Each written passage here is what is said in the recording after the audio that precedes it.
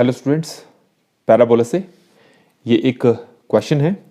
Late A x1 y1 and b x2 y2 be 2 points on the parabola y square equal to 4ax if the circles with chord AB as diameter touches the parabola then mod y1 minus y2 is equal to, ये हमारे पास 4 options दे रखे हैं। तो जो A और B है ये parabola पे लाई कर रहे हैं, ये 2 पॉइंट्स।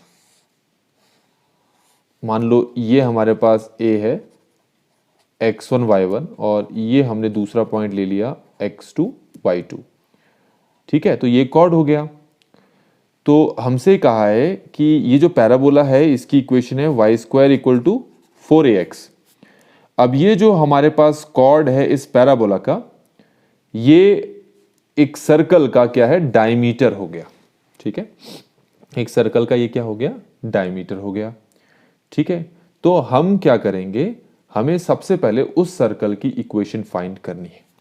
ठीक है, तो हमें पता है कि अगर किसी सर्कल के डायमीटर्स के एंड पॉइंट्स आपको दे रखे हैं, जो कि यहां पर x1 y1 और x2 y2 दे रखे हैं, तो उस सर्कल की इक्वेशन हो जाती है x minus x1 x minus x2 plus y minus y1 multiply y minus y2 equal to 0। ये हमारे पास सर्कल की इक्वेशन तब है जब आपको डायमीटर के एंड पॉइंट्स के कोऑर्डिनेट्स दे रखे हैं। ठीक हो गया। अब हमारे पास ये जो x1 y1 है और x2 y2 है, ये पैराबोला पे लाई कर रहा है, तो इसीलिए हम x1 y1 की जगह पैरामीट्रिक फॉर्म वाले कोऑर्डिनेट्स लिख लेते हैं, जो होगा a t1 स्क्वायर 2a_t1। ऐसे ही x2 y2 के लिए हो जाएगा a_t2 स्क्वायर कॉमा 2a_t2। अब ये वैल्यूज को हम यहां पर पुट कर देते हैं, x1 x2 y1 y2 की जगह। तो हमें कुछ ऐसा मिलेगा, x माइनस x1 है a_t1 स्क्वायर, ऐसे ही x2 हो जाएगा x minus a_t2 square plus y minus y1 की वैल्यू 2a_t1 और y minus 2a_t2 equal to 0। ठीक हो गया, हमारे पास सर्कल की इक्वेशन आ गई है। सर्कल में एक चीज और कहा है, इस क्वेश्चन में एक चीज और कहा है। क्या कहा है कि जो सर्कल आपका बन रहा है जिसका ए बी एक डायमीटर है, वो सर्कल पैराबोला को टच कर रहा है। तो हम ये कह सकते हैं कि हमारे पास ये जो सर्कल की इक्वेशन आई है, ये पैराबोला को किसी एक पॉइंट पर इंटरसेक्ट कर रहा है। अब अगर मैं ये कहूं कि जिस पॉइंट पर सर्कल इस पैराबोला को इंटरसेक्ट कर रहा है, उस पॉइंट के कोऑर्डिनेट हैं आपके पास a_t स्क्वायर कॉमा 2a_t।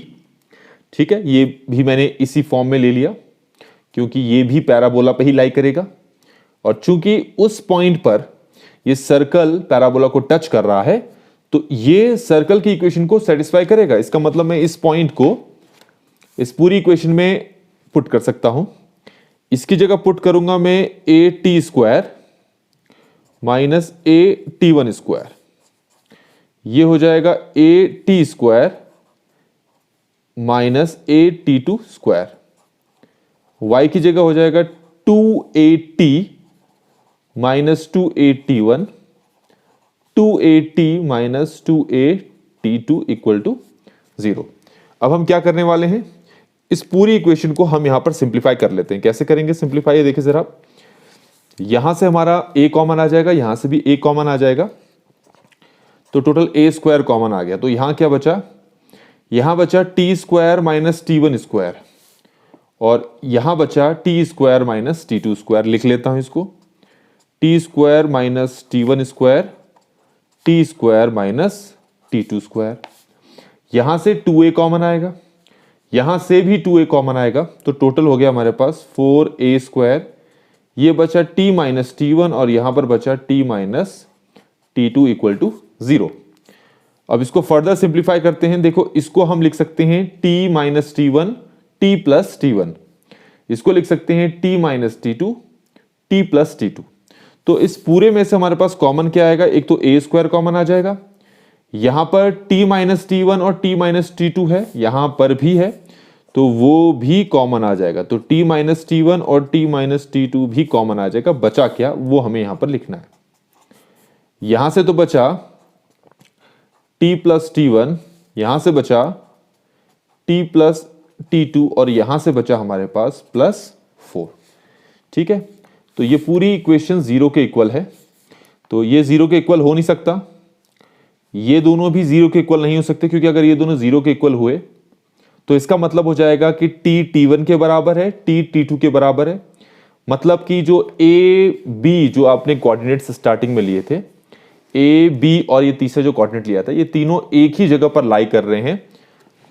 ये मतलब हो जाएगा अगर मैं इसको 0 के इक्वल लिखता हूं तो ये 0 के इक्वल हो नहीं सकते। इसका मतलब ये पूरी टर्म 0 के इक्वल होगी।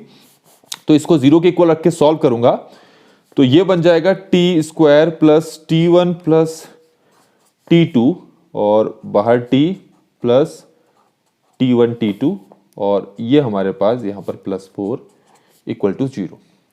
ठीक है, अब आपको पता है कि जो सर्कल है वो पैराबोला को एक पॉइंट पर टच कर रहा है। इसका मतलब यहां से 2t की वैल्यू नहीं आएगी, यहां से एक ही t की वैल्यू आएगी। और ऐसा तभी पॉसिबल है जब इसका डिस्क्रिमिनेंट क्या होगा, 0 के बराबर। तो इसके डिस्क्रिमिनेंट को मैं 0 के बराबर लिख लेता हूं। तो मुझे क्या मिलेगा, यहां से मुझे मिलेगा t1 प्लस t2 का whole square minus 4 multiply t1 t2 plus 4 equal to 0। अब कुछ नहीं करना है, इसको सिर्फ सॉल्व करना है।